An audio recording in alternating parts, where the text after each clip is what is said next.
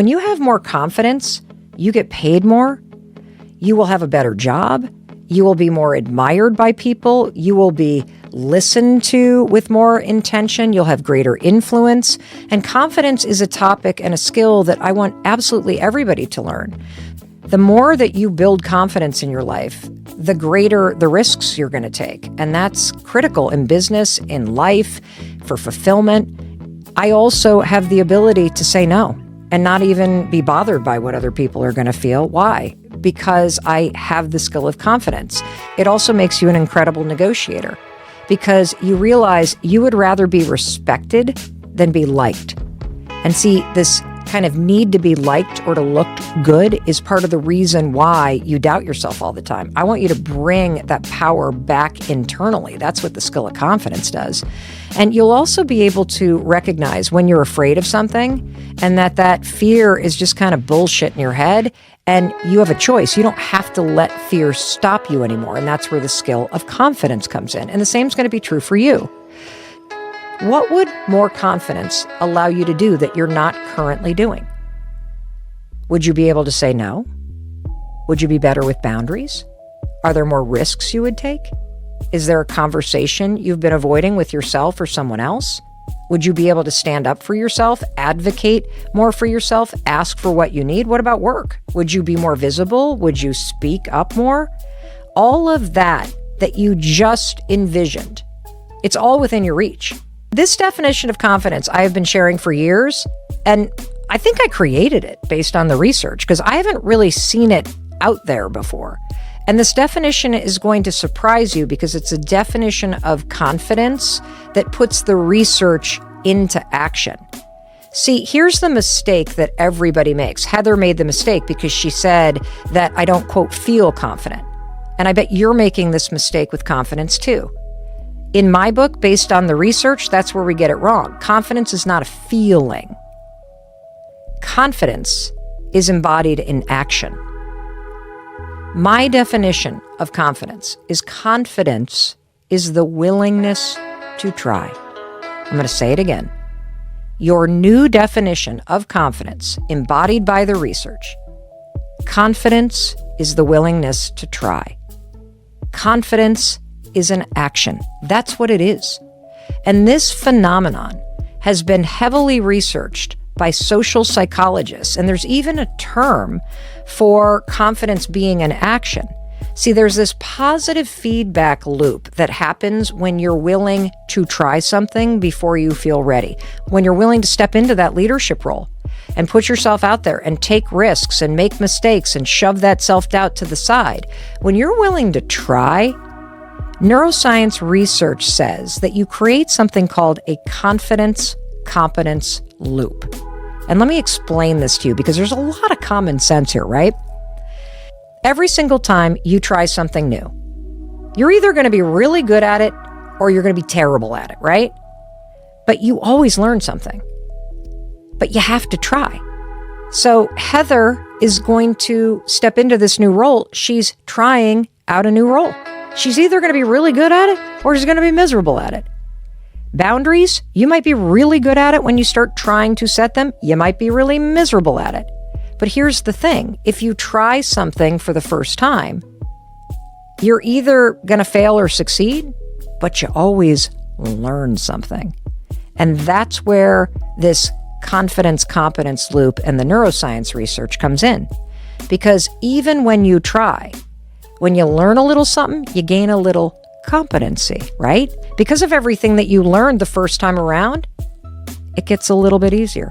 It gets a little bit better, but it all begins with being willing to try, no matter where you're starting from. Because if you are the kind of person that's always willing to try, you will always grow and you will always learn. And the more that you try and the more that you learn, the less you doubt yourself, the less resistance that you have, and bada bing, bada boom, all of a sudden you feel confident in this new role. All of a sudden you feel confident doing a backflip off a boat because you tried 1,000 times and you belly flopped and you embarrassed yourself and you got a wedgie. And then what do you know? Because you were willing to keep trying, all of that competency that got gained of trying over and over and over and over again, it's how you gained mastery.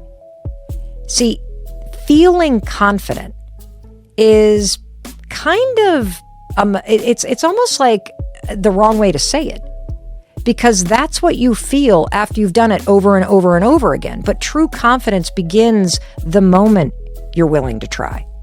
Okay? And so I really think it's important. I can give you another example. The first time somebody handed me chopsticks, I had no idea how to use them. Was I nervous about picking them up? And I couldn't get like my fingers to twist in the way that you're supposed to. And it was super embarrassed. And they kept like flipping across the table and everybody. Here's the thing. I didn't know how to use them. But isn't it common sense that there's no way I was going to learn how to use them if I wasn't willing to try? See, being confident and the skill of confidence is the difference between saying, sure, hand me the chopsticks. I'd love to try. I'm willing to look like an idiot. I'm willing to be a beginner first, versus going, can you get me a fork? I don't know how to use those. Do you see the difference? The skill begins with being willing to try. So everybody starts at zero. Everyone. Whether you're trying to learn guitar, or you're building a social media following, or you want to get into the YouTube space, or you're writing a book, or you're selling, everybody starts at zero. That's how I started. 0 speeches given, 0 television experience, 0 social media following, 0 email addresses, 0 competency in front of a camera or on a microphone. I mean, even take this podcast. Starting this, I started at 0. The tech is intimidating. There are 5 million podcasts on Spotify alone. I'm 54 years old. I don't know how to do that. I haven't done this before. I haven't been in the seat of the person that hosts. But here's the difference with your friend Mel Robbins. I'm willing to try.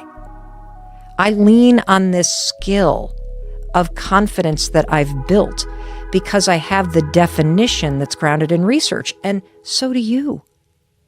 And if there's one thing I've learned in life after 54 years is that it's only by making yourself face things that are uncomfortable that you're going to grow into the best version of yourself.